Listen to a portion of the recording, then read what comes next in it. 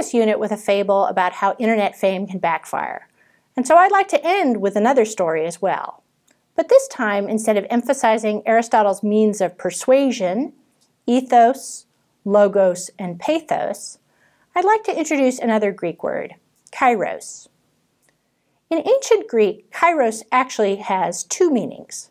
Number one, exact or critical time, season, opportunity. So in other words, meanings that have to do with timeliness. And number two, due measure, proportion, fitness, or meanings that have to do with appropriateness.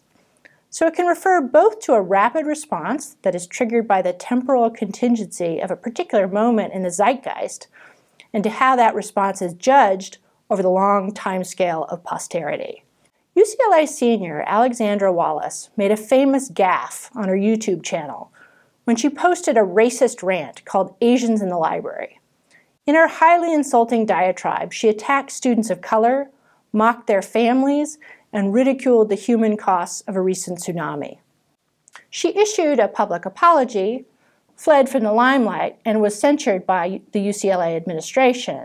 But for someone entering a career, it was a disaster, in which her name was forever linked to intolerance and stupidity.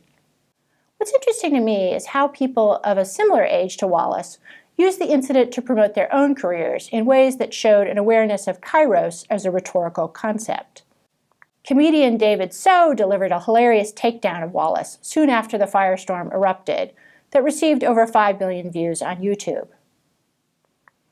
Songwriter Jimmy Wong composed a tongue-in-cheek love song to Wallace that also received over 5 million views and drove considerable traffic to his personal website. The question for you is how to identify moments with kairotic potential and respond both quickly and appropriately to the particular rhetorical situation.